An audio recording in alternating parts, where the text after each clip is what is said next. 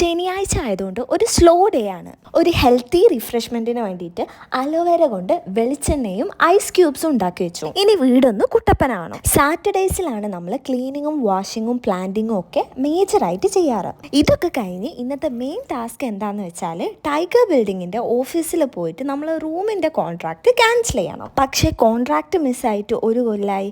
ഇതില്ലാന്ന് അവരോട് പോയി പറഞ്ഞപ്പോൾ അവർ പറഞ്ഞു നിങ്ങൾ ഷാർജ മുനിസിപ്പാലിറ്റിയിൽ പോകണമെന്ന്. ഇത് ഞാൻ നന്നായിട്ട് സൂക്ഷിച്ച് വെച്ചതായിട്ട് എൻ്റെ ഓർമ്മയിലുണ്ട്. അങ്ങനെ സങ്കടം ഞാൻ ഉമ്മാൻ്റെ അടുത്ത് പറഞ്ഞപ്പോൾ ഉമ്മ പറഞ്ഞത് നീ നന്നായിട്ടൊന്ന് നോക്ക് കിട്ടുന്നു. അങ്ങനെ ഇത് ആലോചിച്ച് ടെൻഷൻ അടിച്ച് തപ്പിയപ്പം സാധനം കിട്ടി. ഇപ്പോഴാണ് സമാധാനമായത്. മഴവെള്ളം വറ്റാത്തോണ്ട് ഷാർജ ബ്ലോക്കിൽ കുറേ നേരം വെയിറ്റ് ചെയ്തിട്ട് തിരിച്ച് നമ്മൾ കസിൻ്റെ വീട്ടിലോട്ട് പോയി. കട്ടൻ ചായയും സമൂസയൊക്കെ കഴിച്ചിട്ട് നേരെ ഇബിന് ബത്തൂത്ത മാളിലോട്ട്. മഴവെള്ളം കാരണം അവിടെയും കുറേ എൻട്രൻസുകൾ ക്ലോസ്ഡ് ആണ്. അങ്ങനെ വെള്ളത്തിലൂടെയൊക്കെ ചാടി ഓടി പടത്തിന് കയറി. ആഹാ, പടം കൊള്ളാം.